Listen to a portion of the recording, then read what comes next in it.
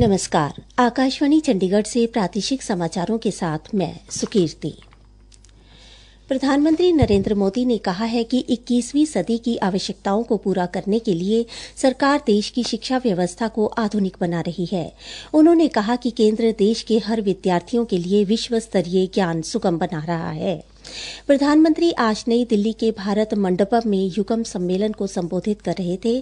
सम्मेलन को संबोधित करते हुए प्रधानमंत्री ने कहा, एकजुटता, एक कॉन्फ्लुएंस, इसी को युग्म कहते हैं। एक ऐसा युग्म जिसमें विकसित भारत के फ्यूचर टेक से जुड़े स्टेक होल्डर्स एक साथ जुड़े हैं। मुझे विश्वास है भारत की इनोवेशन कैपेसिटी और डीप टेक में भारत की भूमिका को बढ़ाने के लिए हम जो प्रयास कर रहे हैं उसे इस आयोजन से और बल मिलेगा।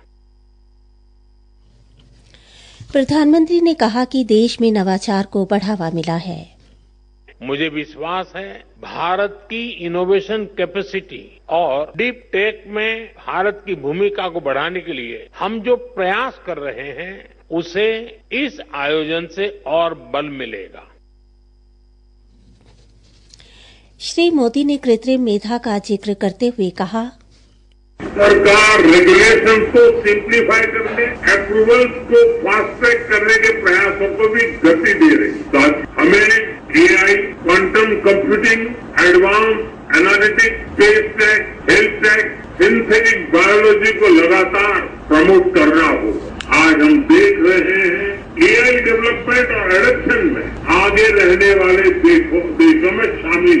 इसके विस्तार के लिए सरकार ने इंडिया एआई मिशन को लॉन्च किया। इससे world class infrastructure, high quality data set और रिसर्च फैसिलिटी तैयार किए जाए।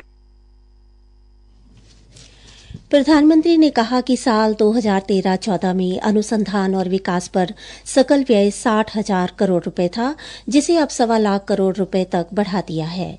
उन्होंने कहा, सरकार का लक्ष्य है कि एआई भारत के लिए कारगर हो।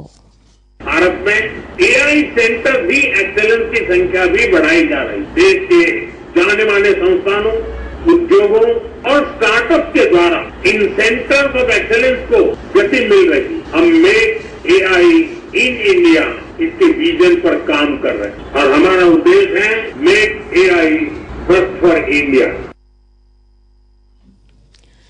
चरखी दादरी के गांव काकड़ोली हुक्मी गांव का सपूत नवीन शिरोन लेह लद्दाख में शहीद हो गया है। आज शाम 4 बजे राजकीय सम्मान के साथ उनके गांव में उनका अंतिम संस्कार किया जाएगा। भारतीय वायुसेना सैनिक नवीन शिरोन वर्तमान में लेह लद्दाख के कठिन और दुर्गम इलाके में तैनात था। हरियाणा सरस्वती विरासत बोर्ड ने सरस्वती नदी परियोजना को लेकर राजस्थान सरकार की पहल पर विरला विज्ञान अनुसंधान संस्थान जयपुर में एक बैठक की है। हरियाणा सरस्वती बोर्ड के उपाध्यक्ष धूमन सिंह किरमच ने बताया कि बिरला इंस्टीट्यूट जयपुर में हुई बैठक में राजस्थान के सिंचाई मंत्री सुरेश रावत व बिरला विज्ञान अनुसंधान संस्थान जयपुर के सुदूर संवेदन विभाग प्रमुख डॉ महावीर पुनिया शामिल हुए।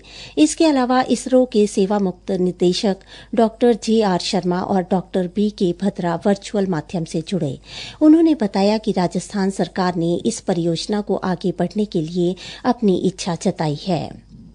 उन्होंने बताया कि सरस्वती नदी को धरातल पर लाने का काम हरियाणा के साथ राजस्थान सरकार ने भी शुरू किया है। अभी तक राजस्थान में पुष्कर झील, गुजरात का सिद्धपुर, बड़ा क्षेत्र सरस्वती के फैबियो चैनल पर आता है। यह हरियाणा में हनुमानगढ़, अनूपगढ़ से होते हुए कच्छ का रन में गिरती थी। हरियाणा के परिवहन मंत्री अनिल विज ने कहा कि राज्य में ऑल इंडिया टूरिस्ट परमिट की वैधता अवधि को केंद्र सरकार के अनुरूप करते हुए 9 साल से बढ़ाकर 12 साल करने का निर्णय लिया गया है। श्री विज ने बताया कि इस संबंध में जल्द ही एक अधिसूचना जारी की जाएगी ताकि पर्यटन क्षेत्र में कार्य करने वाले लोगों को किसी भी प्रकार की दिक्कत न हो। परिवहन मंत्री ने बताया कि इस आशय के संबंध में आज मुख्यमंत्री ने एक प्रस्ताव को अपनी मंजूरी प्रदान कर दी है। प्रादेशिक समाचार समाप्त हुए।